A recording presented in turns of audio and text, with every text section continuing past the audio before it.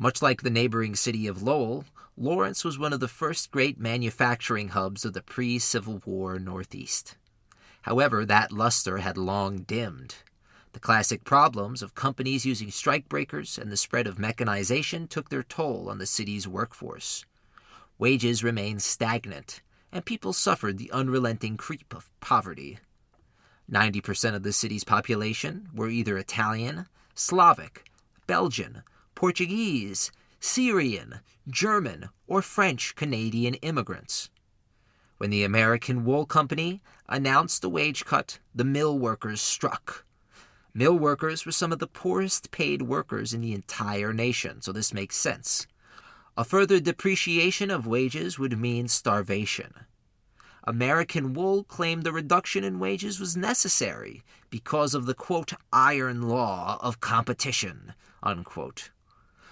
The Wobblies were small in Lawrence, only having a handful of members in their local chapter, but they called for aid from the national office.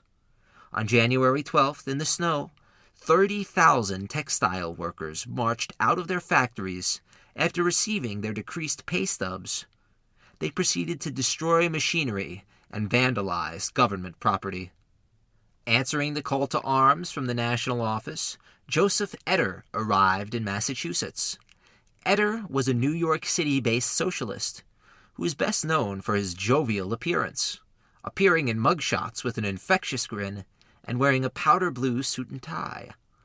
His father was injured in the Haymarket affair, so radicalism seethed in the Eder house. Instead of being read Alice in Wonderland, Eder was regaled with stories of the martyrs of American labor as a boy. Eder was a down-to-earth speaker, which made him instantly relatable to almost any audience. Unlike the brawling and aggressive Big Bill Haywood, Eder promoted nonviolence as the most surefire way to win the strike. He understood that public perception meant everything, and only with a sympathetic populace could a strike succeed in any meaningful way. In spite of the nonviolence of those striking, the authorities turned hoses on the crowd on the freezing morning of January 15th. This act infuriated the strikers. The soldiers followed this up by going through the crowds and jabbing women and children with the ends of their bayonets. When this failed to disperse the strikers, authorities turned to divide-and-conquer tactics, attempting to turn the many nationalities on one another. Eder recognized this tactic, and he told his strikers, quote, "Our enemies are making an effort to blind the issue by making a cry of foreigners, rioters, to which we may reply, we were not considered foreigners when we meekly consented to being robbed of our labors and opportunities. We were considered good citizens, as long as we were traitors to our best interests," unquote. On January 20th, Lawrence authorities stormed the slums of the city and supposedly discovered 3 stashes of dynamite.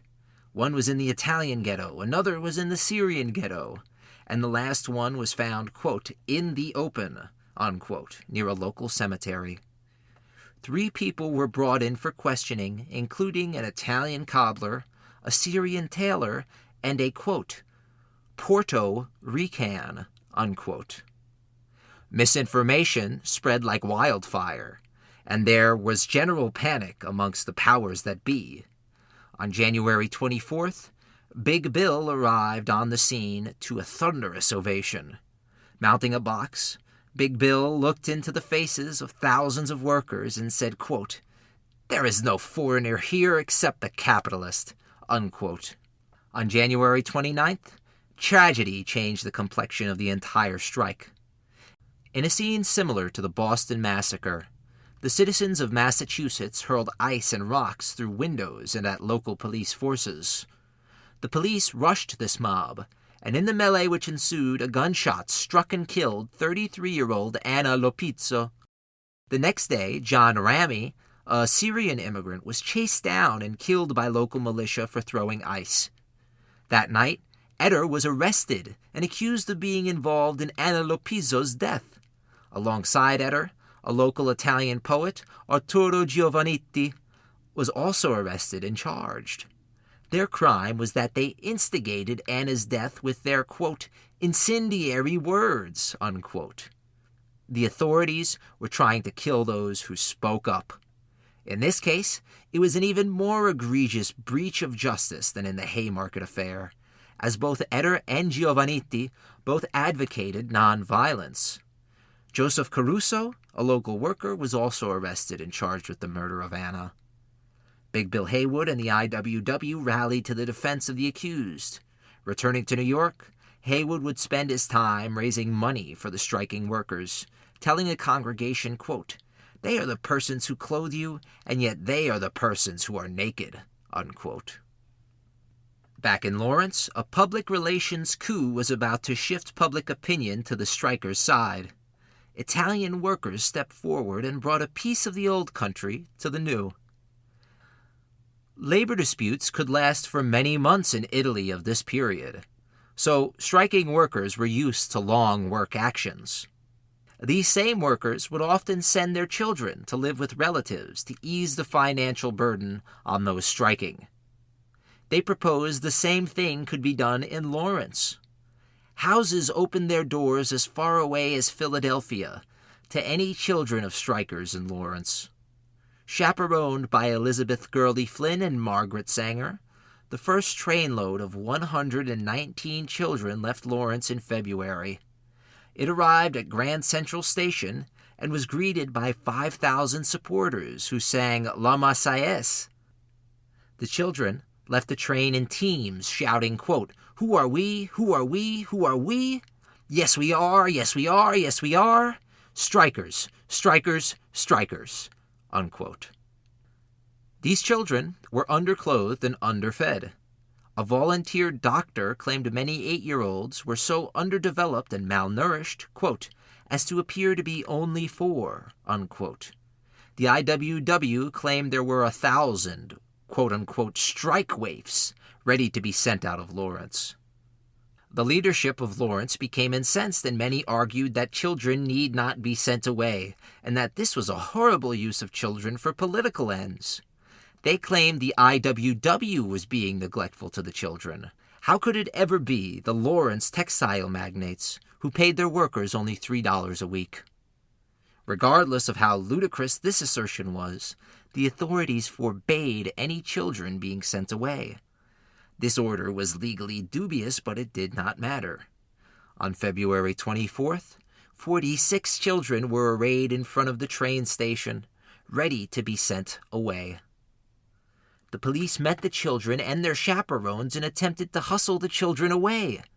The mothers would intercede, and several were arrested and loaded with their children to jail.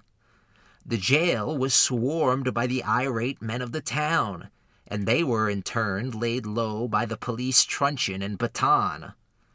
The strike was entering its 3rd month.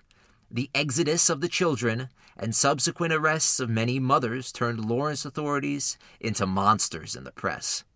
Having no allies and constantly losing money, the American Wool Company agreed to workers' demands.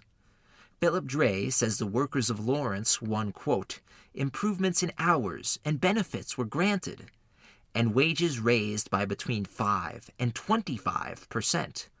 New adjustments were agreed to for overtime, and the mills consented to rehire the workers who had gone out.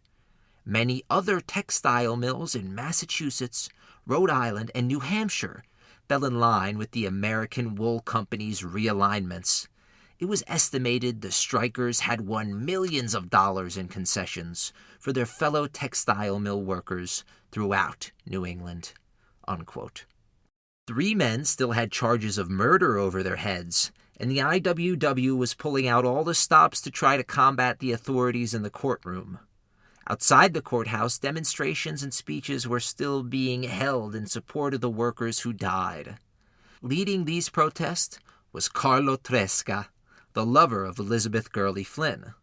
He was probably the most provocative and violent Wobbly, but because most of his speeches were made in Italian, the media could not demonize him properly. His flashing of a banner which read, "No gods, no masters," was a serious PR nightmare for the IWW. The conservative community rallied, and many religious immigrants were put off by the French revolutionary message.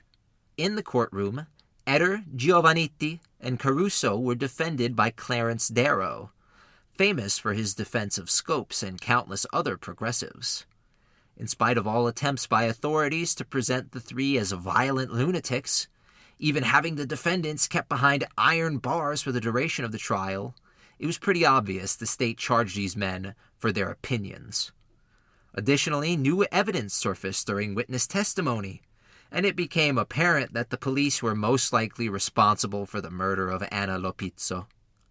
After 2 months, all 3 defendants were acquitted. The final victory at Lawrence had been won. There needn't be any martyrs today.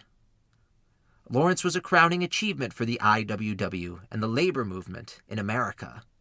It showed how a nonviolent, multi-ethnic group of people could overcome the authoritarian machinations of the elite and powerful, simply through force of will and solidarity.